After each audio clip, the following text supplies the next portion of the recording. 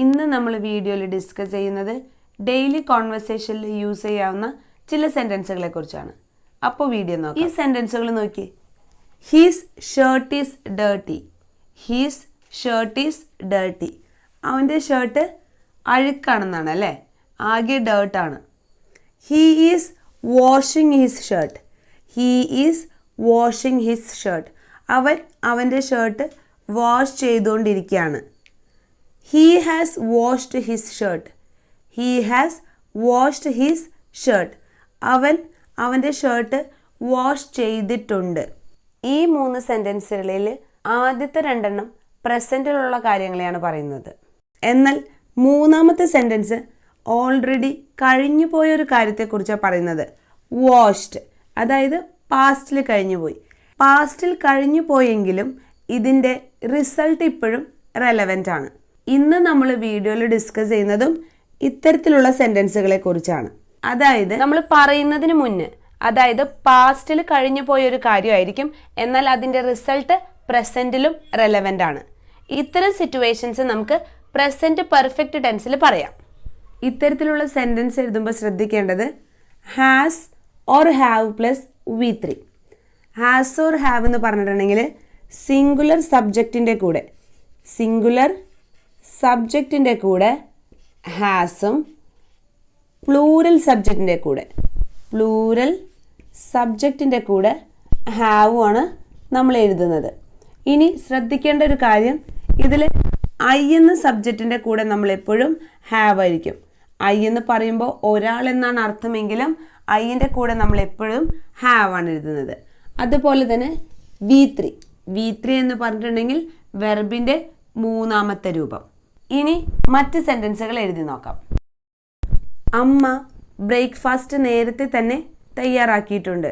അമ്മ ബ്രേക്ക്ഫാസ്റ്റ് നേരത്തെ തന്നെ തയ്യാറാക്കിയിട്ടുണ്ട്. ഇവിടെ തയ്യാറാക്കിയിട്ടുണ്ട് എന്നതിൻ്റെ അർത്ഥം കുക്ക് ചെയ്ത് വെച്ചിട്ടുണ്ട് എന്നൊരു സെൻസിലാണ് കേട്ടോ. അപ്പോൾ എഴുതി നോക്കാം. അമ്മ, മദർ. അമ്മ എന്ന് പറയുന്നത് ഒരു സിംഗുലർ സബ്ജക്റ്റ് ആണല്ലേ, ഒരു വ്യക്തിയുള്ളൂ. അതുകൊണ്ട് തന്നെ നമുക്ക് ഹാസ് എഴുതാം. നേരത്തെ തന്നെ എന്നതിന് നമ്മൾ ഉപയോഗിക്കുന്ന വേർഡ് ഓൾറെഡി ആണ്. Already. Mother has already prepared. V3 ആണ് പ്രിപ്പയർഡ് ദ ബ്രേക്ക്ഫാസ്റ്റ്.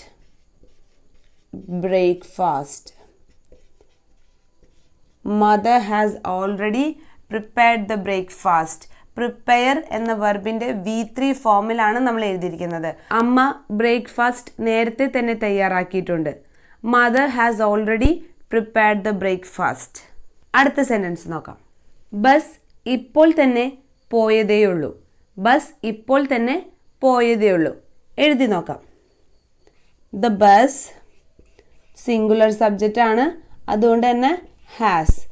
ഇപ്പോൾ തന്നെ just left. The bus has just left. ഇവിടെ ലീവ് എന്ന വേർബിൻ്റെ V3 ഫോം ആണ് ലെഫ്റ്റ്. ബസ് ഇപ്പോൾ തന്നെ പോയതേ ഉള്ളൂ. The bus has just left. ഒരു സെൻറ്റൻസ് കൂടി നോക്കാം. ഞാൻ നേരത്തെ തന്നെ എൻ്റെ ജോലി ചെയ്ത് തീർത്തിട്ടുണ്ട്.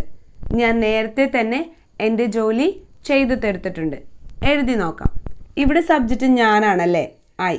നേരത്തെ പറഞ്ഞിരുന്നു ഐ എന്ന് പറയുമ്പോൾ ഒരു വ്യക്തിയുള്ളൂ എങ്കിൽ പോലും ഐൻ്റെ കൂടെ നമ്മൾ ഉപയോഗിക്കുന്നത് ഹാവ് ആണ്.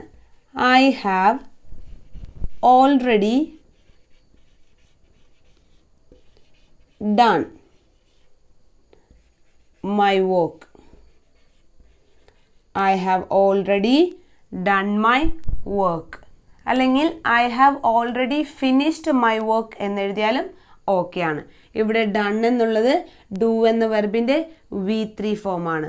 I have already done my work. ഞാൻ നേരത്തെ തന്നെ എൻ്റെ ജോലി ചെയ്തു തീർത്തിട്ടുണ്ട്. അപ്പോൾ ഇന്ന് നമ്മൾ വീഡിയോയിൽ ഡിസ്കസ് ചെയ്തത് പാസ്റ്റിൽ നടന്നൊരു കാര്യം, അതിൻ്റെ റിസൾട്ട് ഇപ്പോഴും റെലവൻ്റ് ആണ്. ഇത്തരം ആക്ഷൻസ് നമുക്ക് പ്രസൻറ്റ് പെർഫെക്റ്റ് ടെൻസിൽ പറയാം. അതിൻ്റെ ഫോർമാറ്റ് ആണ് has or have plus V3.